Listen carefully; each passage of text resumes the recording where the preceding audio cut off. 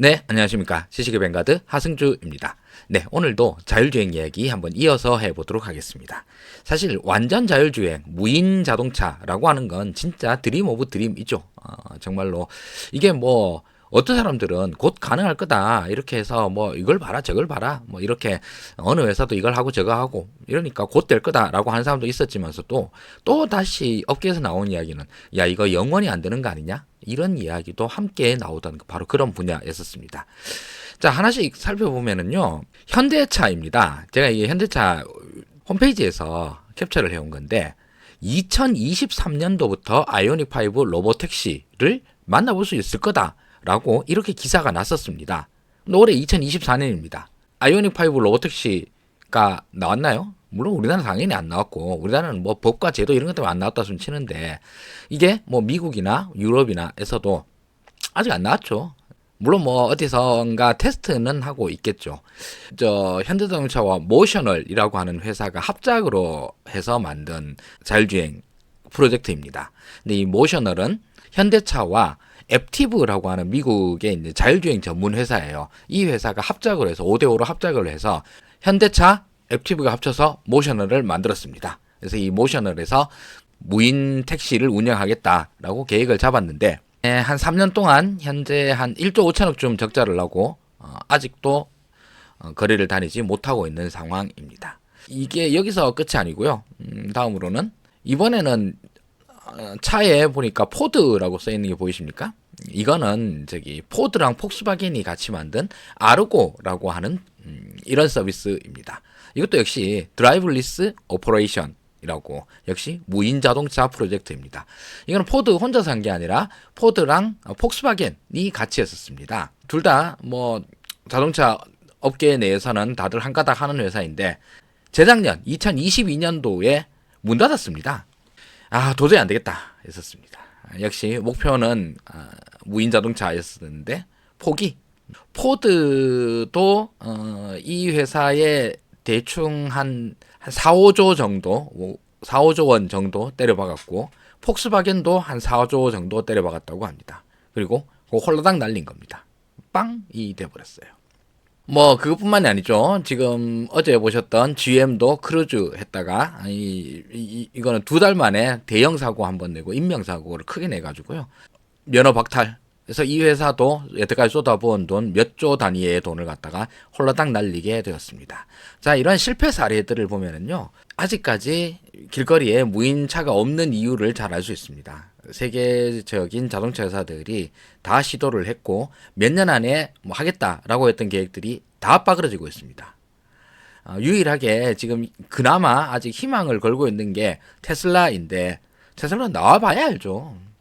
나오기 전까지 이런 것들은 소위 말해서 설레발이라고 그러는데 그나마 테슬라의 설레발이 그래 좀 믿을만하다라고 하는 근거에 대해서는 지난 시간에 한번 말씀을 드렸죠.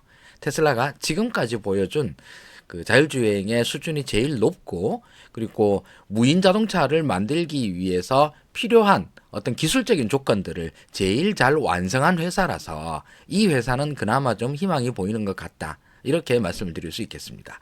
자, 이게 그 말은 그렇게 했는데 만약에 진짜로 뭐 100% 완벽한 무인 자동차가 만들어져 가지고 테슬라의 무인 택시가 막 돌아다닌다고 좀 치봅시다. 그러면 이걸로 인해서 당장 생계의 위협을 받는 분들이 많이 생기겠죠. 뭐 택시 기사님들, 우버 기사님들, 미국 같으면 이런 분들 같은 경우에는 저놈의 로봇택시 때문에 내 밥줄이 끊긴다라고 생각을 하면 굉장히 기분이 안 좋겠죠.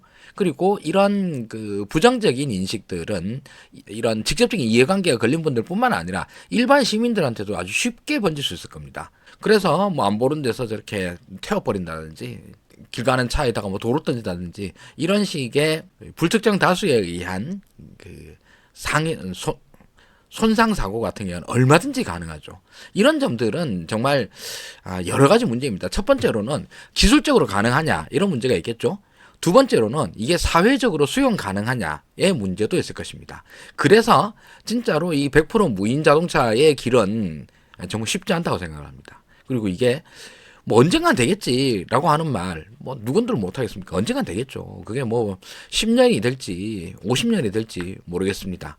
그렇지만 거기까지 걸리는 시간이 언제가 될지 뭐 아주 먼 미래라고 그러면 그게 무슨 이게 의미가 있겠습니까? 뭐 그 전에 뭐 삼체인들이 쳐들어와서 지구인들이 멸망했다 이럴 수도 있지 않습니까? 이렇게 이제 몇 조 원씩 쏟아부어 가면서 이렇게 투자를 하는 이유가 뭐겠습니까? 정말로 무인 자동차가 생기면 돌아다니면 뭐가 좋아서 이 자동차 회사들이 이렇게까지 열심히 하는 걸까요? 그 차 회사들은 차를 만들어서 판다. 아주 좋은 수익원이죠. 그리고 그냥 파는 게 아니라 그 이후로 이제 차들은 이래저래 노후화가 되니까 그에 따라서 계속 부품도 팔고 그다음에 수리하는 수리 서비스도 팔고 그러면서 뭐 보험도 팔고 등등등등등 여러 가지 부가 서비스들도 있죠. 여기까지 팔아서 자동차 회사들은 수익을 낼 수 있습니다. 그런데 이 회사가 만약 운행으로 인한 수익까지 얻을 수 있다면 어떨까요? 자동차 회사가 직접 차 만들어가지고 그냥 길거리에 풀어만 놓으면 계속 수익을 벌어들일 수 있다고 그러면 자동차 회사들의 수익은 훨씬 더 커지겠죠. 설사 자동차 회사들이 이런 걸 안 한다 손 치더라도 고객들한테 이렇게 설득을 할 수 있습니다. 우리 차를 사시면은요. 하승주 고객님, 만약 우리 회사 차를 사시면 하루에 운행 어떻게 하십니까? 예, 뭐 아침에 출근할 때 1시간 하고 퇴근할 때 1시간 하고 대부분은 그냥 주차장에 서 있습니다. 그 시간 좀 아깝다고 생각하지 않으십니까? 차 한 5천만 원짜리 차인데 그 차를 하루에 2시간 운행하고 나머지 뭐 거의 22시간은 그냥 주차장에 서 있는 거 아닙니까? 이 차를 갖다가 좀 더 효율적으로 사용하는 방법이 있습니다. 그래요? 뭡니까? 차에 시간을 갖다가 입력을 해 놓으시면 지가 알아서 나가서 손님 받아서 쭉 영업하고 들어와서 수익을 왕창 벌어올 겁니다. 근데 뭐 우리도 조금 떼가긴 떼갈 겁니다. 근데 대부분 수익은 하승주님한테 드리는 거죠. 그러면 차값 5천만 원 들어가지고 본전 뽑는 게 일도 아닙니다. 뭐 2, 3년만 돌리면 그냥 무인 택시 운영 수입으로 차값 다 뽑을 수 있습니다. 그럼 이 차를 안 살 이유가 없지 않습니까? 그런가요? 이렇게 된 거죠. 아니 뭐 무인 택시로 해가지고 영업이 안 된다 하더라도 뭐 5년이면 충분히 뽑을 수 있습니다. 하승주 씨 당신도 차를 쓰고 차가 돈도 벌어오고 이러면 너무 좋지 않겠습니까? 야, 이거는 자동차 회사도 어마어마한 이익이 될 뿐만 아니라 그 회사로부터 차를 사는 고객인 제 입장에서도 뭐 진짜 이건 너무 솔깃한 이런 설득력이 되겠죠. 그러니까 무인 자동차를 만든다라고 하는 건 말 그대로 그래서 끝판왕이 됩니다. 대부분 다 차 회사들이 무인 자동차를 만든다 그러면 로봇 택시 서비스를 하겠다라고 나오잖아요. 물론 이제 그러니까 드라이버리스 기사 없는 자동차를 만들면 제일 먼저 생각나는 게 택시이기도 하지만서도 이 택시 서비스를 만든다라고 하는 건 기존의 택시 회사들한테 팔리는 게 아니라 이 차를 사는 고객들 개인한테도 충분히 가능합니다. 그 우버 몰듯이 무인 우버다 생각하십시오.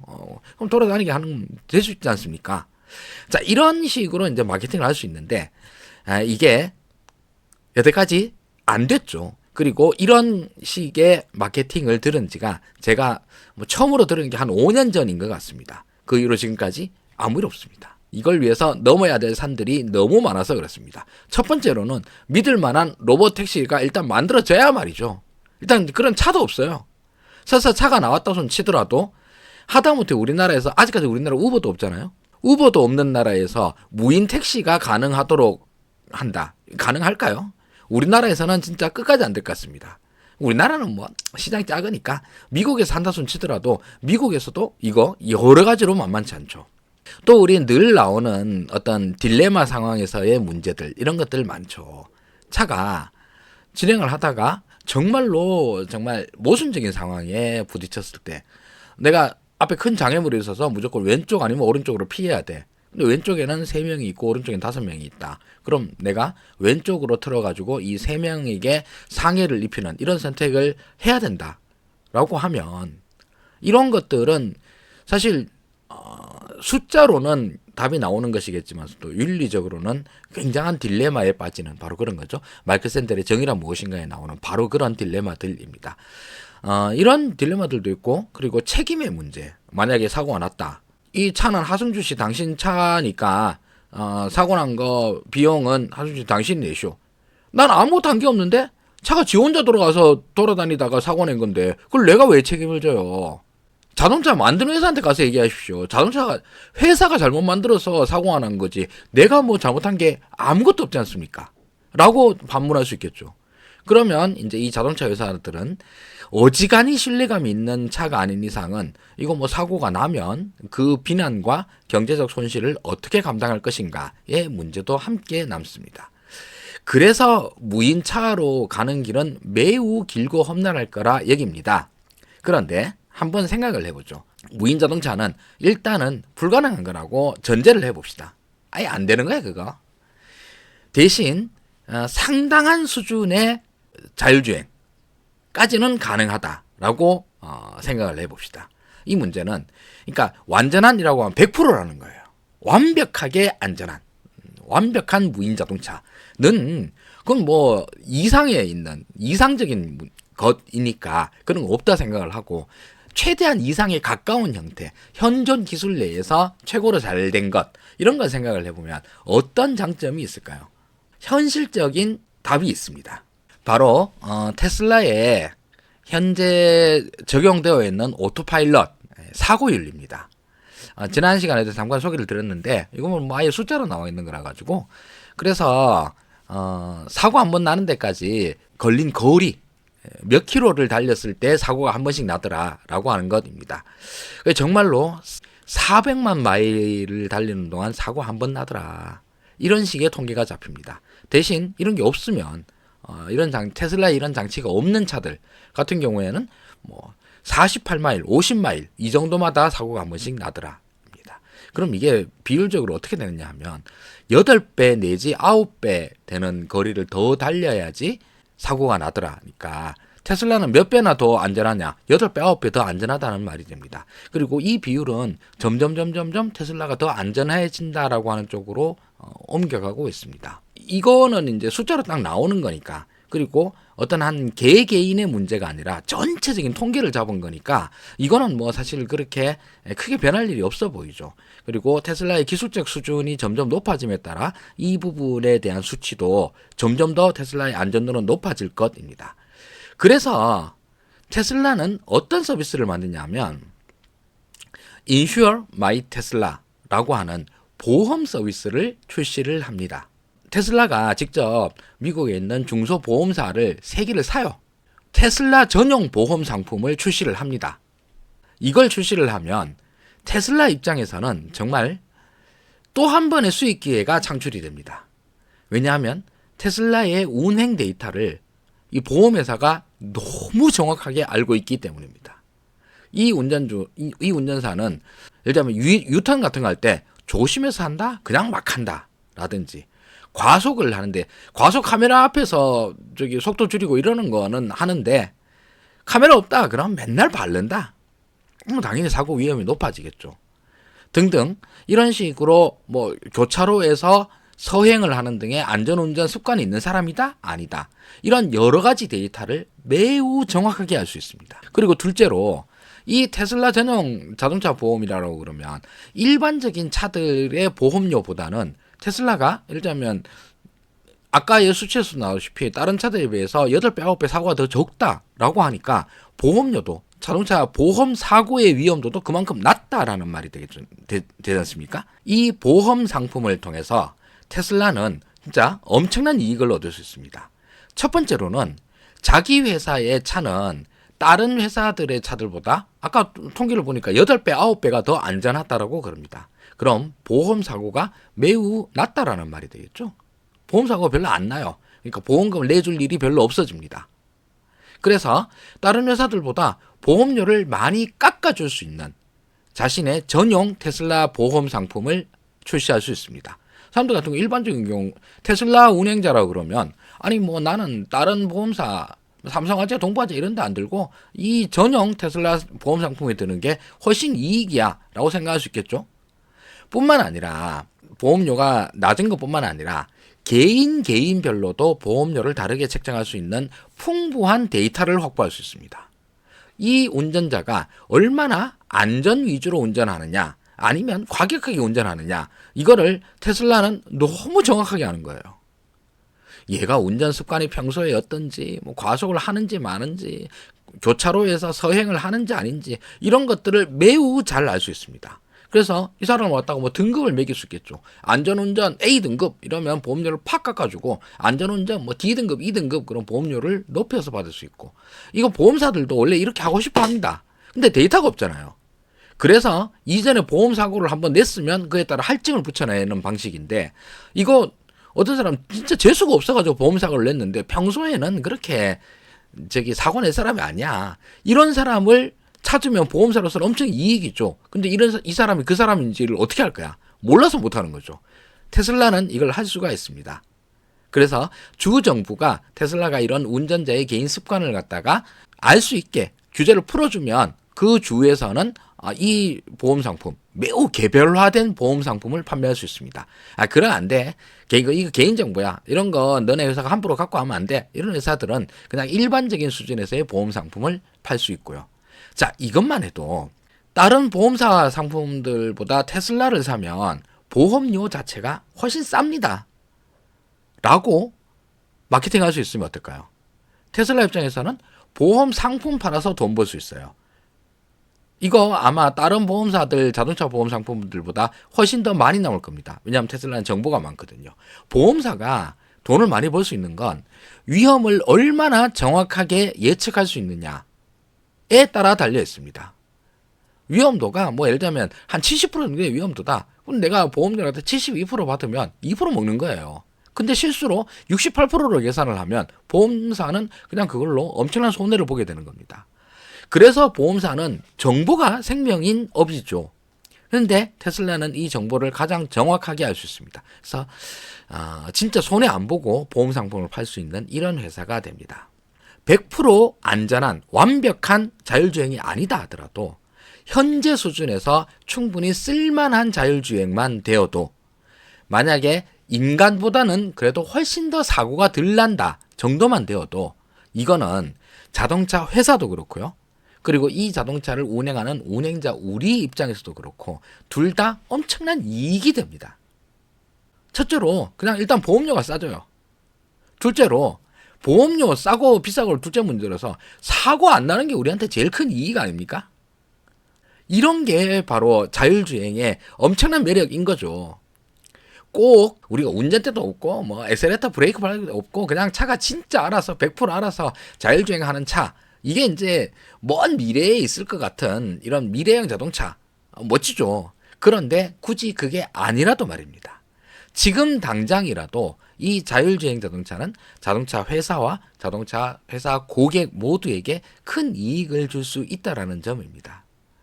그래서 8월 8일 날 테슬라가 로봇 택시 운행 계획을 발표하겠다라고 했었는데, 일단 그걸로 사람들이 와한 건 8월 8일 날 뭐 어떤 계획이 발표될지 아직 모르잖아요. 지금 당장 뭐 한 두어 달 있다가 바로 출시할 겁니다 얘기할 수도 있고, 아니 이거 우리 한 몇 년은 더 걸릴 것 같습니다. 근데 하긴 할 거예요. 뭐 이런 식으로 얘기할 수도 있고, 그걸 모름에도 불구하고 테슬라의 로봇택시에 대해서 일단 열광을 하게 되는 것은 지금보다는 더 한 차원 더 높은 수준의 자율주행 단계를 갖다가 완성한 것 같다. 그러니까 이런 소리를 하겠지. 테슬라도 바보가 아닌 이상 그동안 현대, 폭스바겐, 포드, GM, 구글이 박살나고 있는 걸 뻔히 보고 있습니다. 다른 경쟁자들이 저렇게 고생하는 걸 보고 있는데 우리도 그거 하겠다라고 뛰어들면 어떻게 했겠습니까? 그거는 뭔가 경쟁사들보다 우리 경쟁력이 더 뛰어난 점이 확실히 있어. 그래서 자신 있어. 라고 하는 것이고, 둘째로 설사 그 수준이 완벽하진 않다 하더라도 지금 현재 시점에서도 충분히 고객들에게 이런저런 이점을 줄 수 있어 라는 점인 거죠. 미국 테슬라 전용 자동차 보험인데 보험료 걷는 보험료가 2020년도에 4,750만 달러였다는데 2022년 딱 2년 만에 2억 4,290만 달러니까 이게 도대체 2년 만에 4배가 불어난 거죠. 4배도 넘네. 5배가 불어났네. 손해율, 테슬라가 점점점 데이터를 갖다 정확하게 수집할 수 있기 때문에 첫 해에는 손해율이 137%, 이러면 이제 손해죠. 보험회사가 자기 받은 돈보다 보험료를 내준 돈이 더 많으니까. 그런데 점점 줄어가지고 2023년 1분기가 되니까 100% 미만으로 떨어졌다더라. 그럼 이제부터는 돈을 벌게 되는 거죠. 자, 물론 아직까지는 이게 이런저런 뭐 문제점이 있다라고 하지만서도 뭐 이런 문제들은 점점 개선이 가능한 문제이고, 보험회사가 가지고 있는 가장 본질적인 강점, 경쟁력, 즉 정보를 가질 수 있다라는 점, 그리고 둘째로 테슬라의 서비스를 이용을 하면 이 보험료를 갖다가 뭐 충분히 낮출 수 있다라는 점, 이런 점들이 엄청난 이점이 되겠죠. 완전 자율주행이라고 하는 건 이 사고 날 위험성을 0%에 만들어야 되지 않습니까? 이거는 사고 날 수 있는 온갖 상황들을 갖다가 다 예상해가지고 그런 사고를 갖다 피할 수 있는 방법들을 갖다 다 입력을 해놔야 된다. 이런 식으로 생각을 하면 이건 불가능한 케이스입니다. 왜냐하면 그런 도로 위에 정말 말도 안 되는 상황이라고 하는 것은 무한대에 가깝게 다양하기 때문입니다. 그럼 못해요. 그거 어떻게 하느냐. 그래서 이거는 인공지능이 알아서 할 수밖에 없다. 인공지능이 최적의 방법을 찾을 수밖에 없다. 그렇다 하더라도 그것은 최적이지 완벽한 방법은 아닐 수 있잖아요. 완벽에 계속 가까워지는 것이죠. 무한히 최적화가 되면 거의 완벽함은 되겠지만서도 세상에 그런 완벽함이란 말 그대로 뭐 추상적인 관념에 불과한 거니까 안 된다고 좀 칩시다. 그렇다 하더라도 일단 이를 통해서 충분히 완벽에 가까운 상태가 되면 그 상태만으로도 소비자와 생산자 모두에게 큰 이익이 될 수 있다는 거죠. 그리고 이를 바탕으로 무인 택시 서비스도 가능할 수도 있다는 거고요. 무인 택시 서비스 100% 완벽한 건, 무인 택시 서비스 100% 완벽할 수 있느냐? 당연히 아니겠죠. 그런데 이 질문을 좀 돌려서 얘기해 볼까요? 일반 택시 기사, 인간 드라이버가 운전하는 택시에 비해서 더 안전하냐? 라고 물으면 이건 숫자로 얘기할 수 있습니다. 통계적으로 봐서 인간 택시 운전수보다 한 10배 정도, 5배 정도, 3배 정도 더 안전합니다. 라고 얘기할 수는 있습니다. 물론 그로 인해서 벌어지는 우리들의 불안감, 그래도 기사 없는 차는 무서워서 못하겠어, 이런 거는 극복해야죠. 문화적인 문제니까 극복 안 될 수도 있습니다. 인 거고, 이걸로 인해서 벌어지는 각종 법적인 문제들, 그리고 뭐 경제적인 문제들, 이런 것들도 마찬가지로 해결해야 될 아주 어려운 과제들입니다. 그래서 이런 과제들 해결 못할 수도 있습니다. 궁극적으로 무인 택시라고 하는 건 어쩌면은 안 되는 것일 수도 있습니다. 그렇지만 그걸 위해서 가는 길 동안에 얻을 수 있는 이익도 마찬가지로 매우 클 거다라는 점 때문입니다. 네, 오늘은 자율주행에 대해서 더 생각나는 문제들에 대해서 한번 이야기해 봤습니다. 여기까지 하도록 하겠습니다. 지식의 뱅가드 하승주였습니다. 고맙습니다.